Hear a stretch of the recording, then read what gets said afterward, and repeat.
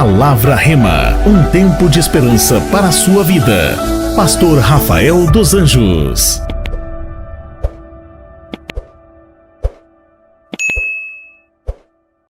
O Salmos de número 23 é o salmo que nós estamos trabalhando desde o início do ano, em todos os cultos de ceia.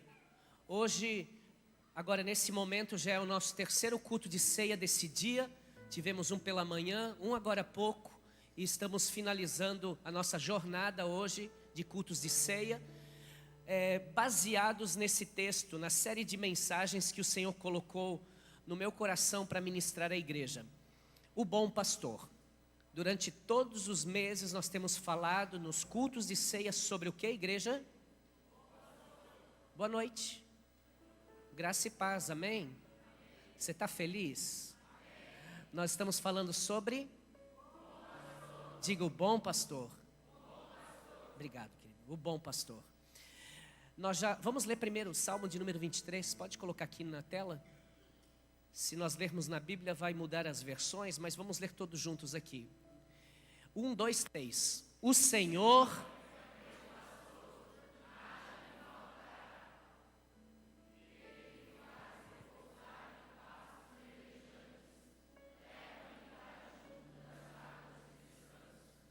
refrigera minha alma, guia-me pelas veredas da justiça por amor do seu nome. Ainda que eu ande pelo vale da sombra da morte, não temerei mal nenhum, porque tu estás comigo, o teu bordão e o teu cajado me consolam. Preparas-me uma mesa na presença dos meus adversários, unges minha cabeça com óleo e o meu cálice transborda. Bondade e misericórdia certamente me seguirão todos os dias da minha vida, e habitarei na casa do Senhor para todos sempre. Amém. Amém. O versículo 1 do Salmo de número 23 foi o tema da primeira mensagem em janeiro. E o tema foi: quem é o seu pastor? Quem é o seu pastor? Nós aprendemos que Jesus é o nosso pastor. E que Jesus não é um pastor distante, que Ele não está ausente, muito pelo contrário, Ele está presente. E não apenas isso, Jesus, Ele é um pastor pessoal, um pastor individual. Cada um de nós aqui tem um pastor individual. Você está bem motivado hoje. Cada um de nós tem um pastor individual. Diga amém. Porque o texto diz assim: o Senhor é o nosso pastor, sim ou não? Não! O texto diz: o Senhor é o meu. Bate no peito e diga assim: o Senhor. Quem é o teu pastor?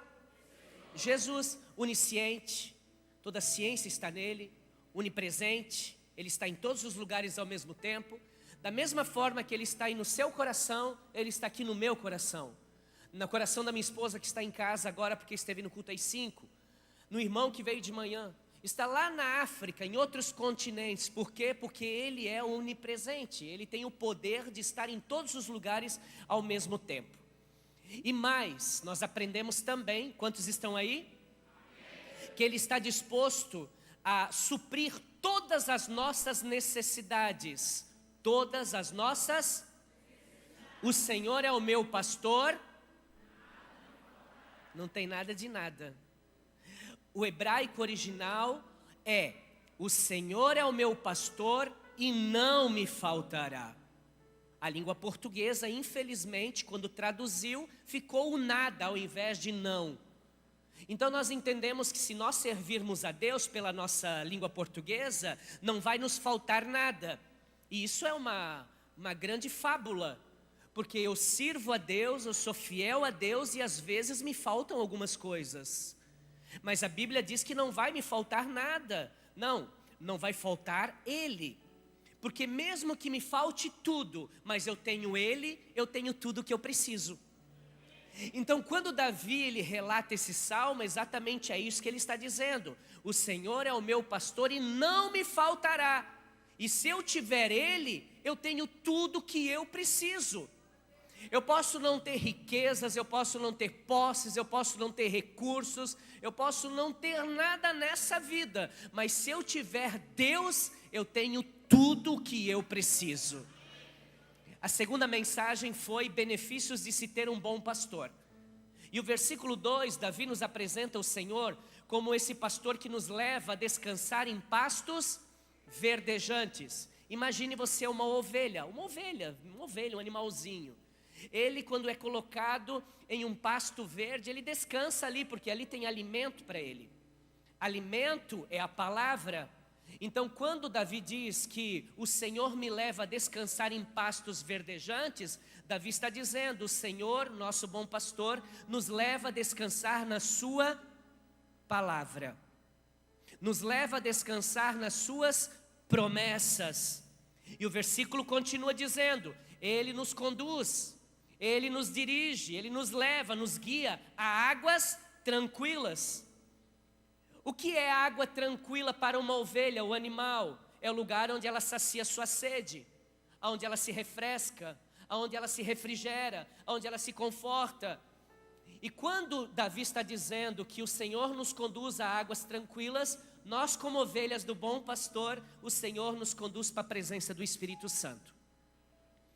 Porque só o Espírito Santo consegue consolar o inconsolável. É só o Espírito Santo que consegue nos limpar. O que é essa limpeza? É eu parar de fazer algumas coisas que eu fazia que era pecado e que eu não via como maldade, e agora eu vejo que eu não devo mais fazer aquilo. Quem faz isso? É dentro para fora. É o Espírito Santo que habita dentro de nós. O Espírito Santo, ele é o único que, inclusive, é chamado na Bíblia de Consolador. O que é um consolador? É aquele que consola a dor. É o Espírito Santo. Essa semana nós tivemos um momento bem triste nessa igreja. Nós perdemos um irmão. Perdemos não, voltou para casa mais cedo. Até porque a nossa passagem aqui, ela é momentânea, ela é temporária. Em algum momento Deus vai dizer: deu para ti, vem para casa. Aqui, o nosso lar não é aqui. É por isso que eu pergunto a todos que estão aqui: o que você está construindo na eternidade? Porque isso aqui vai passar, isso aqui vai ficar. O teu dinheiro não vai junto contigo, os teus bens, teus imóveis não vão contigo. Não é uma apologia para você não tê-los, muito pelo contrário, prospere, deixe um legado, deixe heranças para os seus filhos, para a sua família, que Deus te abençoe, prospere as obras das tuas mãos, mas dê muito mais valor para a eternidade, porque lá vai ser para sempre. E a eternidade é ou céu ou inferno, não existe será que não tem um cantinho para mim no meio dos dois? Assim? Não existe. Ou você vai para o céu ou você não vai para o céu. E como eu falava, o irmão, o Andrew, menino de 29 anos, que faleceu com diabetes essa semana, já estava lutando com essa enfermidade há muitos anos. Só esse ano eu acredito que umas 2, 3 vezes ele foi levado para a UTI, e nós oramos muito por ele. E Jesus teve misericórdia e ele saiu da UTI, mas dessa vez a mãe o encontrou desmaiado. Pegou esse menino, levaram ao hospital. Quando chegou no hospital, já encaminharam para o centro intensivo. E ali no centro intensivo, esse menino teve uma parada cardíaca. Reanimaram, entubaram o Andrew. E ele ficou em coma induzido, vivendo somente sobrevivendo pelos aparelhos que estavam conectados a ele. Depois de alguns dias, oramos, fomos ao hospital, não pudemos entrar naquele dia, porque inclusive ele estava em procedimento, enfim. E quando chegou na sexta-feira, então, nós recebemos a notícia que ele não suportou, e o Senhor, então, decidiu levá-lo para casa. Ontem foi o velório, e eu fiquei muito feliz. Em meio a uma tristeza, eu fiquei feliz, porque hoje a mãe... Ontem eu não pude estar lá à tarde para fazer o velório, o culto fúnebre, foi o pastor Júlio que fez, mas eu fui de manhã. E aí eu fui lá, dei uma palavra, orei com a família, abracei todo mundo, abracei os parentes, dando uma palavra de conforto a eles. E hoje ela fez um comentário na rede social dizendo assim: eu quero agradecer a Deus pela família Remanescentes, porque a igreja foi em peso no velório. Ontem à tarde, Muitas pessoas da igreja foram lá dar um abraço no Andrew, que servia no diaconato, que servia no ministério da Arena. Esses ministérios foram lá dar um abraço na família. E de manhã, quando eu estava lá ministrando a palavra, aliás, ministrando não, orando com eles, a palavra que me veio ao coração foi exatamente essa, o Consolador.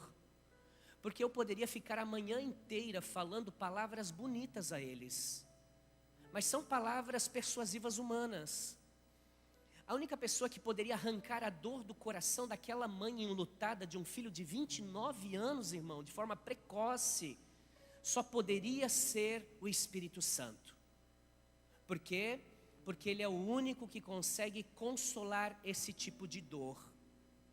Não existe, com todo respeito, nós temos psicólogos aqui na igreja, nós temos psicanalistas, nós temos profissionais da área de desenvolvimento humano aqui nessa igreja, que congregam aqui e estão sentados aí. Médicos aqui, eu vi que estão aqui sentados. Mas ninguém consegue sarar a dor de um coração enlutado sem que seja o Espírito Santo.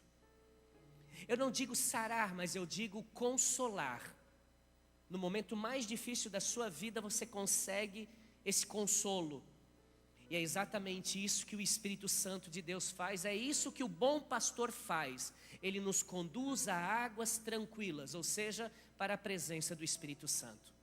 Davi, o mesmo Davi que escreve o Salmo 23, ele escreve o Salmo 50. E lá ele diz, no dia da minha angústia, eu clamei o meu bom pastor. Eu clamei o Senhor, e Ele me ajudou. E o nome dele foi glorificado. No mês passado, nós falamos do Salmos 23 e o versículo 3, a terceira mensagem. Refrigera minha alma, guia-me pelas veredas da justiça por amor do seu nome. E nós falamos aqui sobre o bom pastor está contigo, o bom pastor está comigo, o bom pastor está com você. O bom pastor está com você. O bom pastor está com você. E hoje nós vamos continuar então no Salmo 23 e o verso 4. Aqui eu começo a mensagem de hoje. Talvez o versículo mais conhecido desse salmo e uma das passagens mais poderosas do Antigo Testamento está aqui nesse verso 4. Ainda que eu ande pelo vale da sombra e da morte, eu não temerei mal algum, porque tu estás comigo.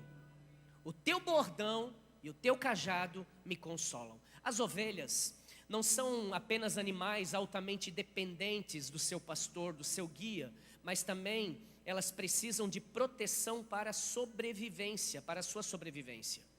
E isso aqui é tremendo, porque Deus não é um Deus, um pastor que não cuida de nós, apenas cuida de nós. Não é um Deus que apenas provê a nós. Ele também é nosso protetor. Nós, olhem para mim, todos nós que estamos aqui vamos ter que atravessar montes e vales na vida.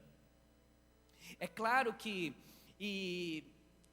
alguns pensam que a vida vai ser marcada somente de momentos de euforia, de alegria. Não se iluda, isso não existe, mesmo servindo a Deus.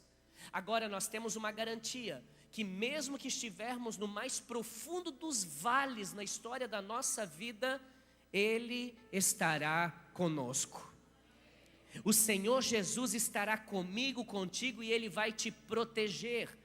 Quantos aqui gostariam de viver só nos montes? Deixa eu te explicar isso. Quando a Bíblia fala de montes, montanhas, ela fala de momento bom da vida. O apóstolo Paulo diz, mesmo que eu viva nos mais altos dos montes, ou no mais profundo dos vales, nada vai me separar do amor que está em Cristo Jesus. Paulo está dizendo, eu posso viver o melhor momento da minha vida, como eu posso estar vivendo o pior momento da minha vida, nada vai me separar do amor que eu tenho por Jesus. Então, se eu perguntar aqui, quantos gostariam de viver só nos montes, só de vitória em vitória, de glória em glória, de brilho em brilho, eu acredito que todos nós levantaríamos as nossas mãos. Não seríamos hipócritas de dizer que não. Todos nós gostaríamos. Todos nós gostaríamos de viver a música daquela irmã que canta, a prima do pastor Juca. Ela canta assim: agora é só vitória, agora é só vitória, agora é só vitória, só vitória, a prova foi embora. Ah, tem gente que sabe, a luta acabou, a prova foi embora, agora é só vitória. Irmão, não se iluda. Jesus foi claro, isso não é evangelho. Evangelho que te prega que você não terá luta, não terá dificuldade, não é evangelho, é o evangelho. É o ego, é coisa do homem. Nós vamos sim, Jesus disse que nós vamos ter lutas, vamos ter aflições. E tem momentos da minha e da tua vida que nós vamos andar muito próximo ao vale da sombra e também da morte. Agora, o que eu amo, e eu estou sendo repetitivo realmente para você guardar isso no teu coração, é que Deus não prometeu estar conosco somente nas vitórias da vida, somente nos montes. Deus nos promete na sua palavra que Ele vai nos acompanhar em todos os momentos de vale. Deixa eu profetizar na tua vida. O bom pastor Jesus estará com você no vale da dor, no vale da necessidade, em um vale chamado solidão. Jesus está contigo. No vale da adversidade, no vale da escassez. Todos ou muitos podem ter te deixado, te decepcionado, virado as costas para você, mas deixa eu te dizer algo nessa noite: o bom pastor não te deixou, não te desamparou. Eu não sei se você está entendendo, se está recebendo. O bom pastor não te abandonou. Ele prometeu que estará contigo todos os dias da tua vida, na altura ou na profundidade, até o consumar dos séculos, em nome de Jesus. Então isso significa que mesmo no vale da sombra e da morte, diga: eu não estou sozinho.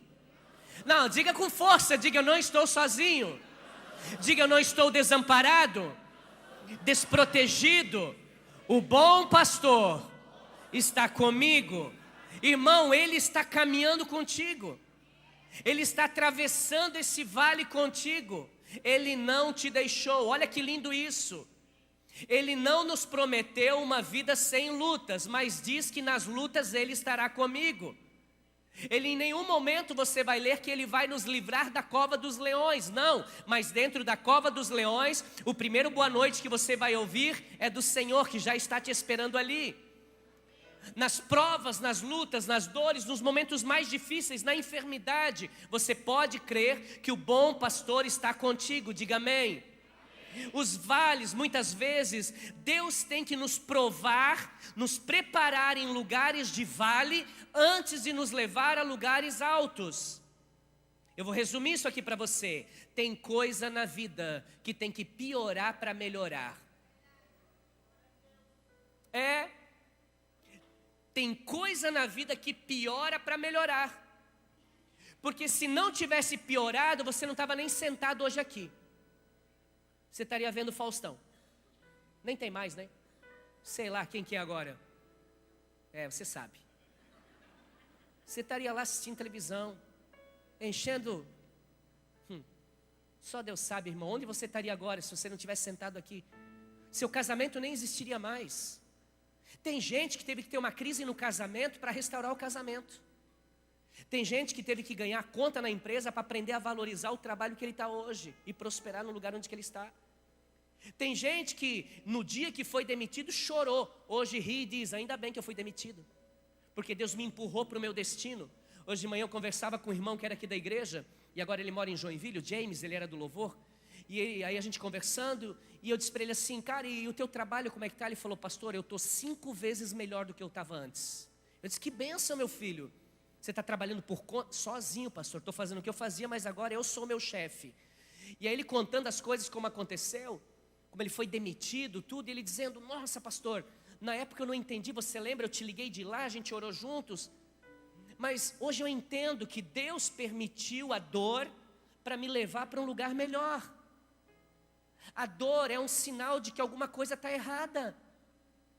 Se eu sinto dor em algo, é porque tem alguma disfunção que precisa ser consertado, corrigido, curado, sarado. E é na presença do bom pastor que a cura acontece. O vale te prepara para o próximo monte. Aleluia. Então, se você está passando por um tempo de vale, não será para sempre. É só um preparo de Deus para levar você para um alto lugar em nome de Jesus. Depois desse vale que você está passando, vem um novo monte de Deus para a tua vida em nome de Jesus. Será que tem alguém que crê? Davi, ele continua o texto, ele diz: não temerei mal algum. Diga comigo, eu não temerei mal algum.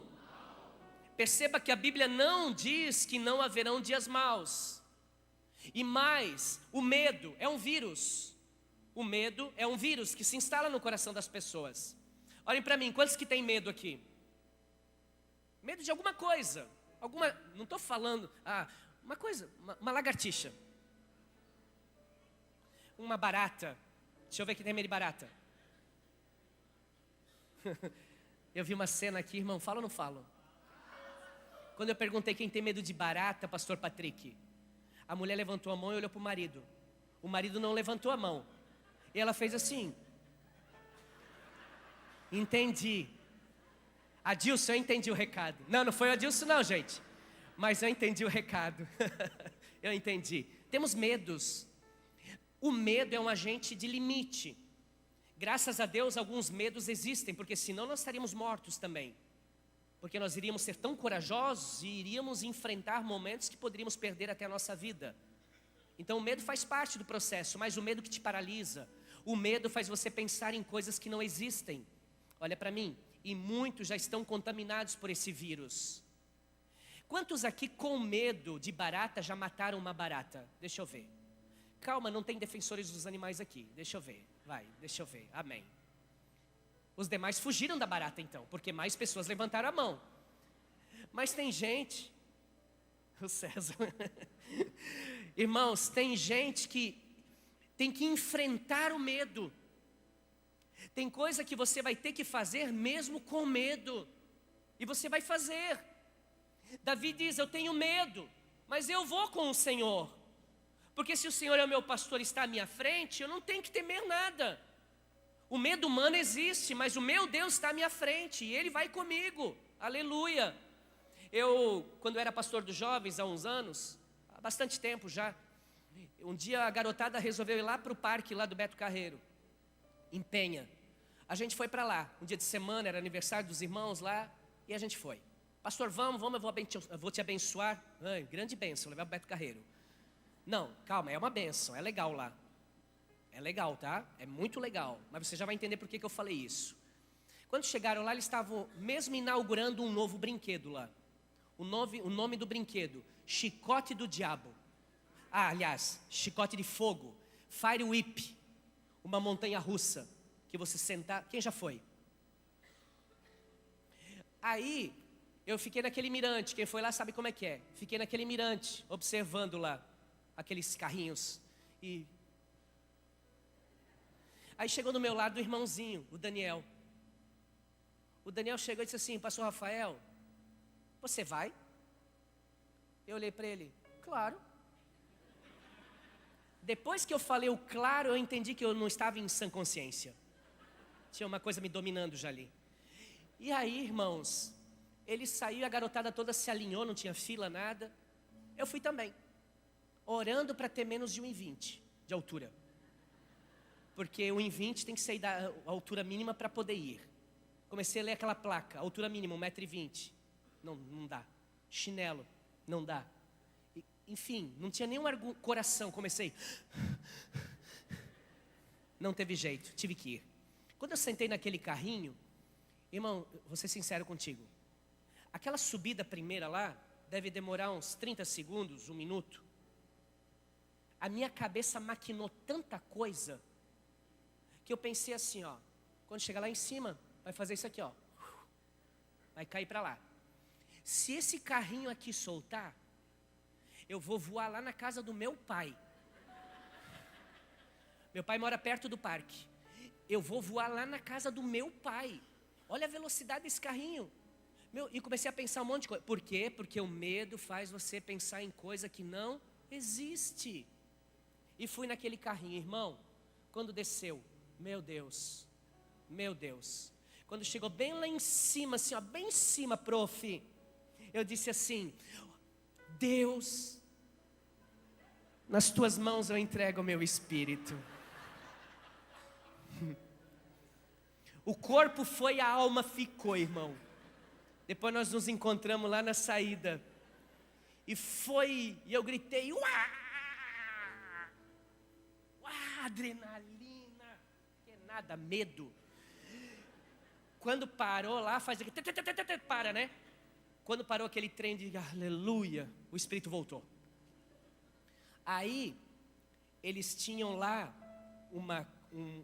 quando você descia do brinquedo, tinha uma recepção lá que eles faziam filmagem da sua volta. E na época era DVD, pastor Patrick. Era DVD. Ainda bem que não era nuvem, porque senão eu estaria até hoje lá na nuvem. Quando eu cheguei lá, os irmãozinhos tudo compraram DVD, adrenalina. Nossa, que legal e tal. Quando eu vi a minha imagem, irmãos, virava meme para o resto da vida.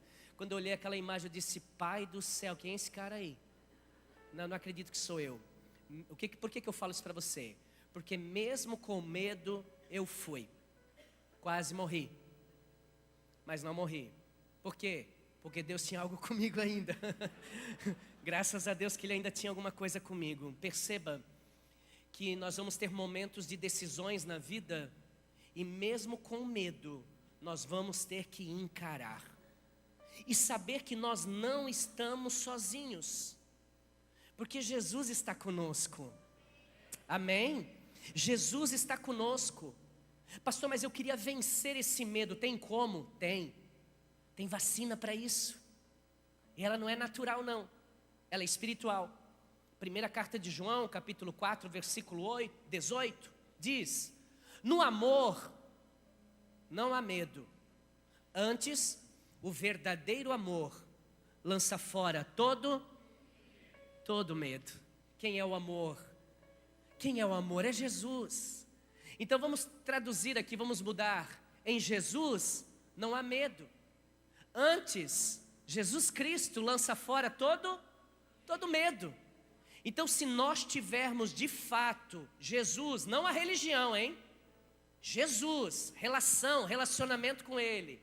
Se nós tivermos esse Jesus, quantos que estão aqui que já tomaram decisões na vida, que olham para trás e dizem: nossa, como eu fui corajoso.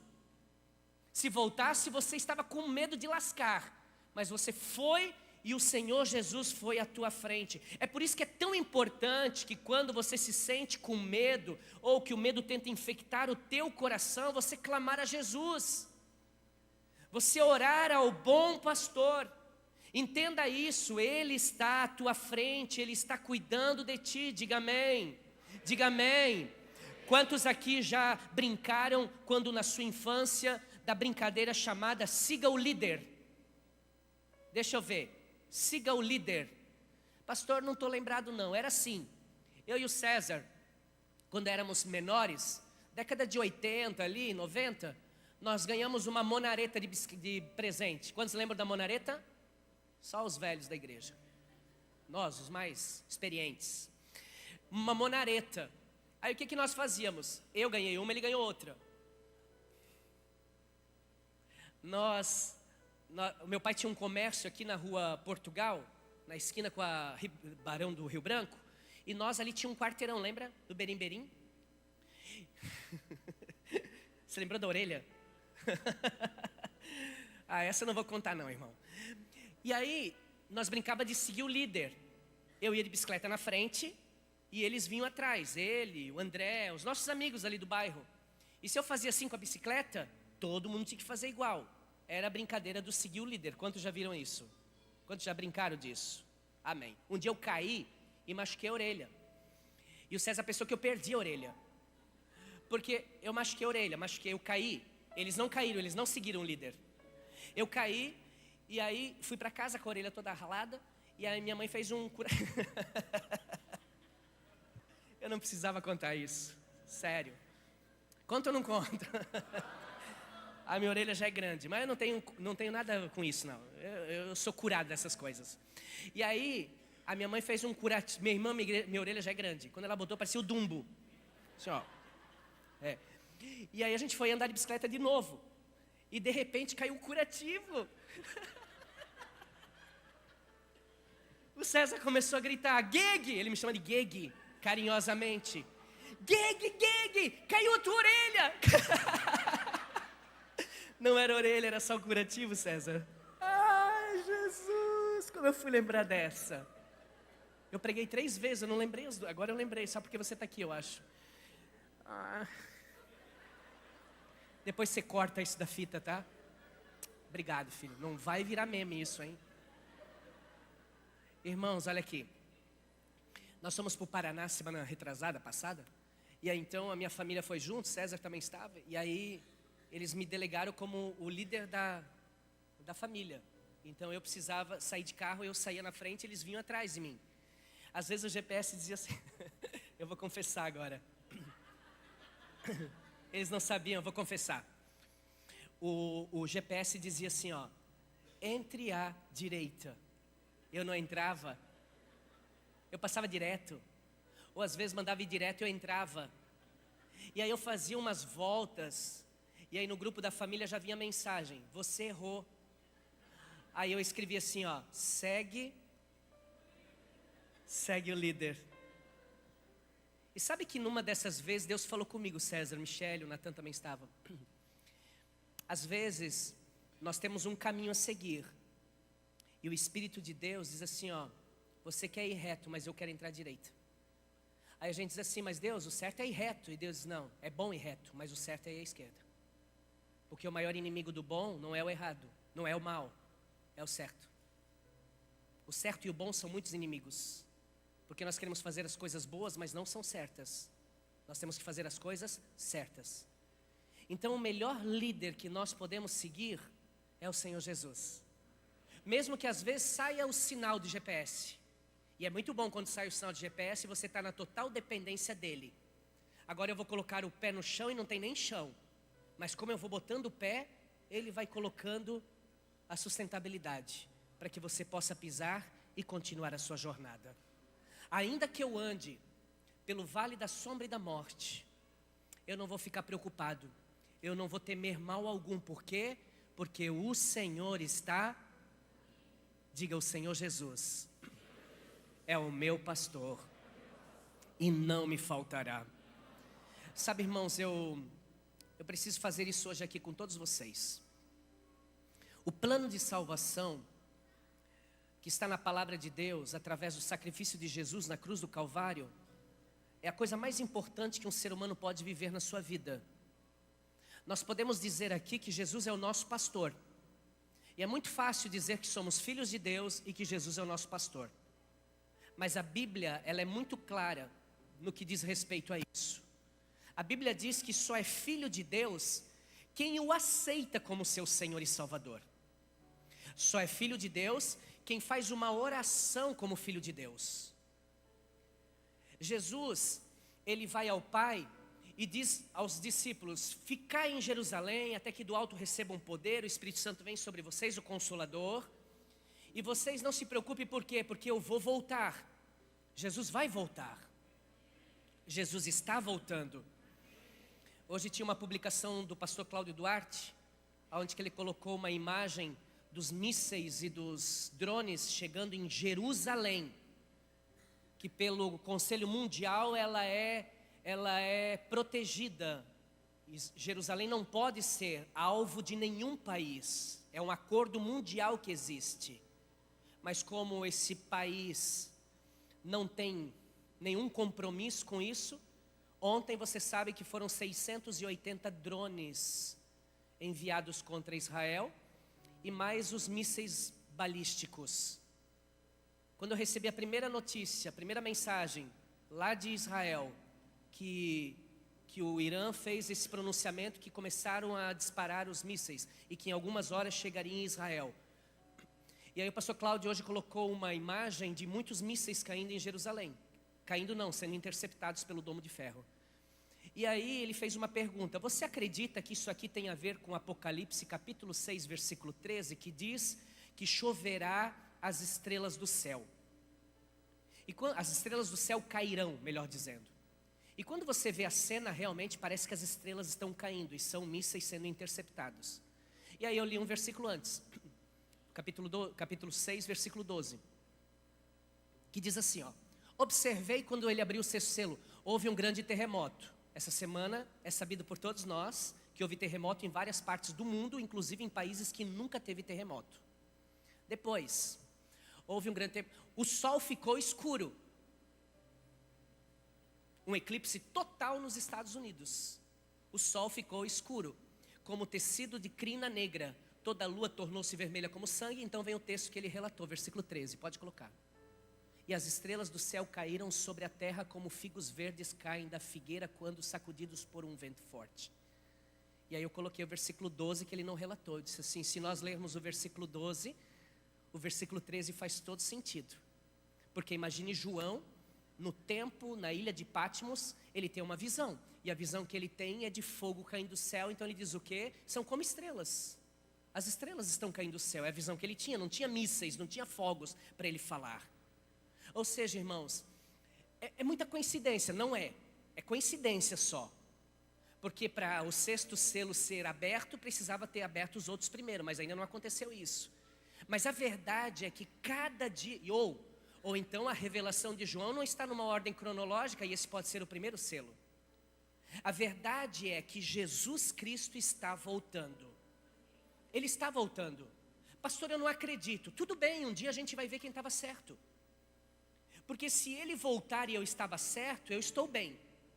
Se ele não voltar e nunca voltará, que isso foi uma fábula que o cristianismo inventou, que o judaísmo inventou, eu não perdi nada em ser honesto, em ser um homem de Deus, em buscar fazer as coisas certas. Eu não perdi nada, absolutamente nada. Se eu morrer e não tiver a eternidade, eu não perdi nada fazendo as coisas certas. Agora, se o que eu estou falando é certo e eu creio, meu irmão, te prepara. Nós vivemos todos os dias em santidade como que se Jesus fosse voltar hoje, agora. Jesus voltou para esse menino Andrew num dia que estava na cama deitado dormindo. Quando ele acorda, ele passa mal e morre. Jesus pode voltar para ti e para mim a qualquer momento. E nós podemos ser arrebatados em um piscar de olhos, como a Bíblia diz. E quem subirá? Quem estará com o Senhor nas nuvens? Somente aqueles que foram lavados pelo sangue do Cordeiro de Deus. Somente aqueles que o reconheceram como Senhor da sua vida. João diz que ele veio para os seus. Quem são os seus? Os judeus. Deus ama os judeus. Por quê? Não sei, Deus ama eles. Jerusalém é a cidade de Deus. Por quê? Porque Deus quis assim. A prova é que quando Jesus voltar, ele não vai vir para o Brasil. Ele não vai vir para a Argentina, ele vai para Israel para salvar os judeus. Portanto, nós temos oportunidade agora de se converter, de mudar a nossa história e ter Jesus como nosso Senhor e Salvador. Nós temos agora, porque aí ele veio para os seus e os seus o rejeitaram, eles não entenderam, eles não quiseram aceitar Jesus como seu Senhor, como Messias. Aí a Bíblia diz, pelo fato deles o rejeitarem, foi-nos dado o direito, os gentios nós na época, foi-nos dado o direito de ser chamado filhos de Deus. Quando nós somos chamados de filhos de Deus? Por todos a qualquer momento, mas por Deus em um só momento. Se eu pedir aqui quem é filho de Deus, todo mundo vai levantar as mãos, mas não fique chocado. Tem gente que está sentado aqui, não estou te ofendendo. Por favor, eu te amo e eu vou te dar uma oportunidade de ser filho hoje. Mas não é. Se eu parar lá fora, a primeira pessoa que passar de carro, parar e ele pedir, você é filho de Deus? Ele vai dizer que sim. Mas filho de Deus só é aquele que o confessa como seu Senhor e Salvador. Romanos capítulo 10, versículo 9 e 10 diz bem claro: se com a tua boca confessares ao Senhor Jesus como teu Senhor e Salvador e crer que Ele morreu ao terceiro dia, ressuscitou e que hoje Ele vive, então você será salvo. Então tem que fazer o quê, pastor? Confessar com a boca? Exatamente. É uma oração específica. Então, se eu nunca fiz essa oração, eu sou uma criatura de Deus. Por quê? Pergunte, por quê, pastor? Só 3 pessoas querem saber? Pergunte, por quê, pastor?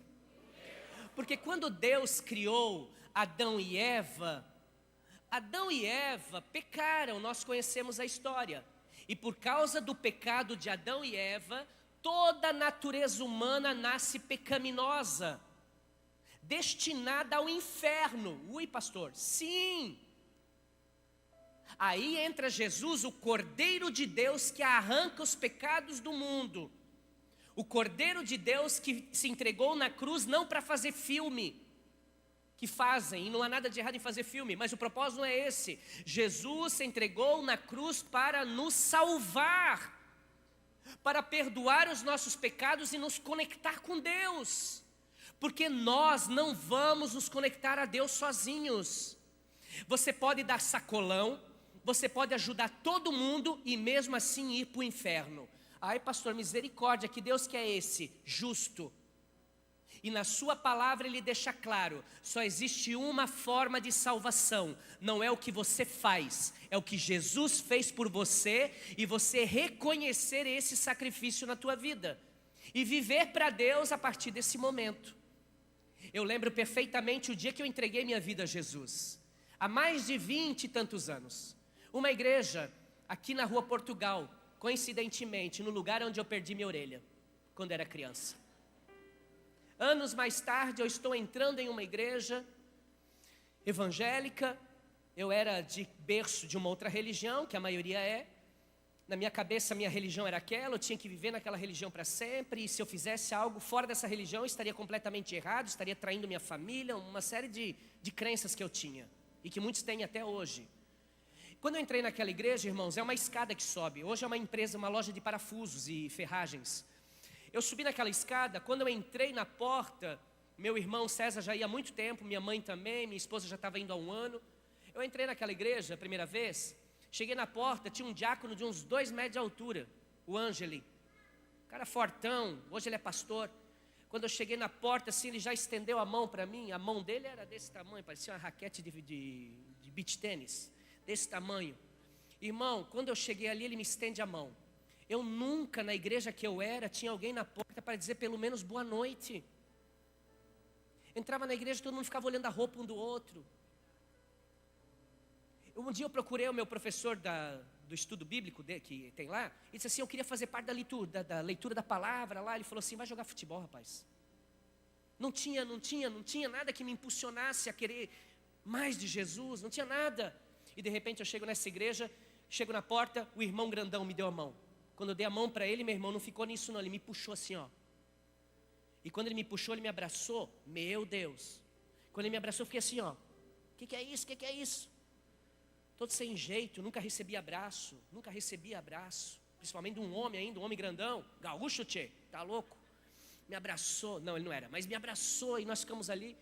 Aí ele me conduziu lá para escolher um lugar para sentar. Sentei, o César cantando no louvor. Cantava no louvor na época. O pastor começou a pregar. Sabe aquele dia, irmãos, que o pastor prega uma mensagem que parece que ele estava na tua casa a semana inteira? Já aconteceu com você isso? Eu não estou, mas o meu pastor está lá todo dia. E o que você faz lá, ele fala para mim. Ui, pastor, não, calma. Ele não fala que é você, tá? Às vezes até fala, ele revela algumas coisas nesse sentido. Mas ele traz uma palavra no meu coração para trazer à igreja. Por quê? Porque ele sabe o que a igreja precisa. Eu não estou aqui para pregar o que você quer ouvir, eu estou aqui para pregar o que você precisa ouvir. Então ele me conduz a isso. E eu lembro que, aí eu sentei lá na cadeira, começou o louvor, César cantando, pessoal lá e tal. O pastor pregou uma mensagem, mas pensa na mensagem. Apanhei de 0 a 10 assim, do começo do culto até o final. Pauleira. Talvez você está aqui hoje e aconteceu isso essa semana. Quando falou assim, eu já olhei para o César lá em cima assim, fiquei encarando o César. Porque o César vai na igreja, deve ter contado tudo para o pastor o que aconteceu na minha vida essa semana. E o pastor agora está revelando aí o revelamento. Mas não era, o César não estava nem aí, estava lá cantando lá. No final o pastor disse assim, eu quero orar por você que está aqui hoje. Quem sabe você se enquadra nessa mensagem, deixa Jesus entrar no teu coração hoje. Mas eu já tinha investigado a igreja. Porque quando a gente vai à igreja evangélica, a gente já dá uma espiadinha, não dá? Dá. Tem gente que não traz nem dinheiro no bolso. Deixa lá dentro do carro, trancado no porta-luva. Porque, o pastor vai me roubar hoje. O pastor vai pedir dinheiro, o pastor vai meter a mão no meu bolso. Tem gente assim. Porque você aprendeu assim. Tem gente também que pensa, senta e já começa. Aí o irmão deu um glória a Deus lá e já pensa, será que é demônio? E eu investiguei tudo o que acontecia, dona Hilda, na igreja. E eu sabia que quando o pastor no final fazia oração, ele pedia assim, quem quer receber Jesus, levanta a mão. E eu sabia que quem levantava a mão tinha que ir para frente. O que eu fiz? Querendo fazer assim, mas eu estava assim. E o pastor começou, quem sabe você, e você, e você, e você era eu. Porque uma hora eu até abri o olho assim, só um, né? Deu uma espiada, porque eu pensei que o pastor estava olhando para mim, dizendo assim, você, levanta a tua mão agora, e tal. E eu ali, duro. Eu sei que uma hora eu relaxei. No que eu relaxei, meu irmão, o diácono, o outro agora, o Valdecir, o outro diácono, ele estava do meu lado, ele era meu amigo. Quando eu relaxei, ele pegou a minha mão, irmãos, e levantou. Ele aceitou Jesus por mim. Sério? Ele levantou minha mão, no que levantou minha mão, eu olhei para ele, o pastor também, meu irmão, não deu nem tempo. Eu acho que tinha combinado, tem umas combinações aí, né? O diácono combinou com o pastor, pastor, eu levanto a mão do Rafael, você já chama ele para frente. O pastor disse, beleza. Não, gente, isso não existe. Mas quando eu levantei a minha mão, ele falou assim, você que levantou a mão, vem para frente. Eu olhei para o lado daquela multidão, devia ter assim uns 12 homens, mais ou menos, no culto. Era um culto pequeno, poucas pessoas. E sabe quem levantou a mão? Só eu. Só eu levantei a mão. Mas eu lembro como se fosse hoje, eu estou todo arrepiado aqui, não sou sensacionalista não, irmão. Mas eu lembro que naquele dia, naquela terça-feira à noite, quando o pastor falou, quem levantou a mão, vem aqui na frente que eu quero fazer uma oração muito especial por você. Quando eu saí no corredor empurrado pelo diácono, quando eu saí das cadeiras e cheguei no corredor e olhei para frente, eu vi aquele altar virar uma glória, uma luz, eu não vi mais pastor, não vi mais ninguém. E aí então eu comecei a chorar, como criança pequena. Mas não era choro de tristeza, era um choro tão gostoso. E eu fui para o altar. Quando cheguei na frente do altar, o pastor foi ali, desceu, começou a orar por mim, o diácono grandão de um lado, o Valdecir do outro. Na verdade havia todo um aparato militar ali para eu não fugir daquele momento, né? Mas naquele dia foi um dia inesquecível. Eu fui para casa depois do culto. Quando eu estou indo para casa, chego na nossa casa, a minha esposa ansiosamente me esperando, 1 ano já indo à igreja. Primeira vez que eu fui, com certeza ela estava lá orando, talvez até ela fez jejum naquele dia. E aí quando eu cheguei em casa, ela disse assim, ela já estava deitada, e ela disse, como foi o culto, amor? Eu disse, mais ou menos. Meu irmão, tinha amado. Era aquilo que eu queria para a minha vida. Era o que eu busquei durante toda a minha juventude. Sabe aquele vazio que você preenche com a droga, com a bebida, com a pornografia, com a prostituição, e nada te preenche? De repente você encontra algo que te completa de uma forma tão extraordinária, que você diz, eu não preciso de mais nada na vida. O que eu preciso é somente disso que eu estou vivendo agora, a presença do bom pastor na minha história. E aí então ela não falou nada, nós dormimos. Isso era terça-feira. Na quinta eu levei ela para o culto das mulheres. E no sábado ia ter culto de jovens, a gente foi. E no domingo eu fui no culto também. Enfim, mais de 20 anos se passaram e nunca mais na minha vida eu deixei de servir a Deus.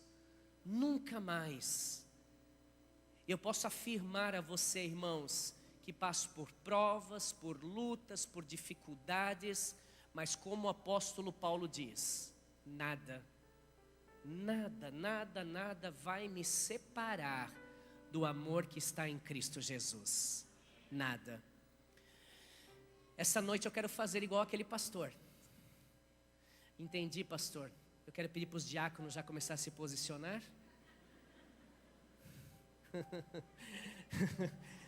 para levantar a mão do povo que não quer levantar. Não, eu não vou fazer isso, não se preocupe. Isso é de dentro para fora. Tem pessoas aí que já estão com nó na garganta. É assim mesmo. É assim mesmo. E não tenha vergonha nenhuma em chorar. Porque quando você chora, você está sendo liberto também. Eu quero fazer essa oração com todos aqueles que querem fazer essa oração. Qual é a oração, pastor? De entregar a tua vida para Jesus. Pastor, eu não sei se eu já fiz um dia. Na dúvida, faça. Porque talvez você não tenha uma nova oportunidade. E o céu é para os filhos. O céu é só para os filhos. Eu sei que você é muito bom, que faz o bem para todas as pessoas, mas de bons intencionados, você sabe qual que é o provérbio que diz. Verdade. Vamos ficar de pé, gente? Eu vou te auxiliar nessa oração, tá? Não se preocupe.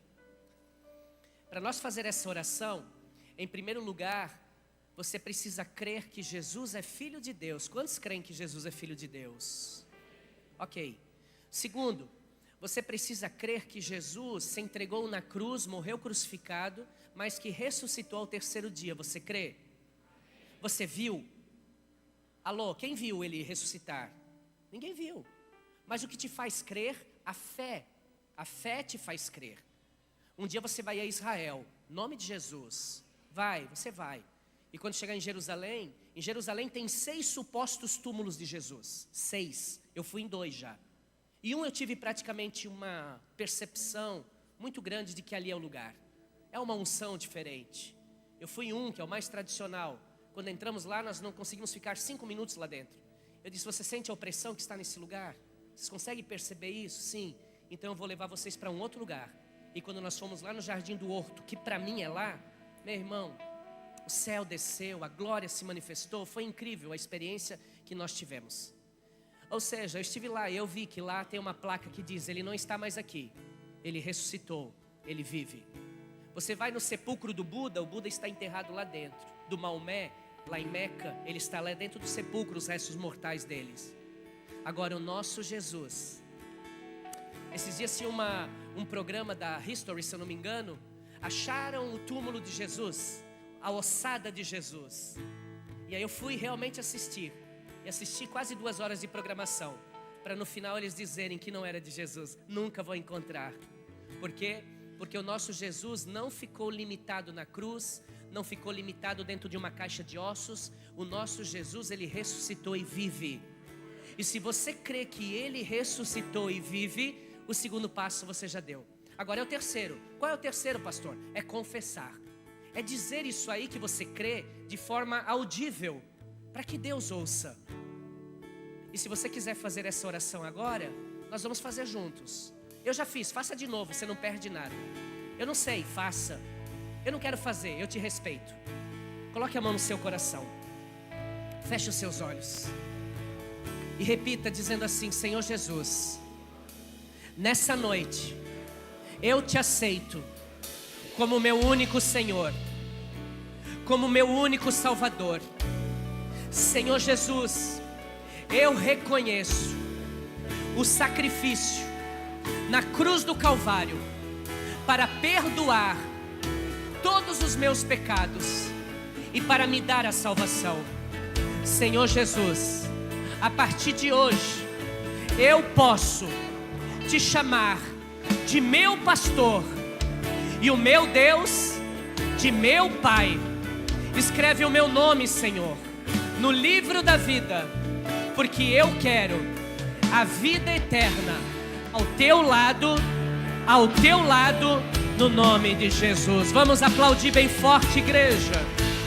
Aleluia, aleluia.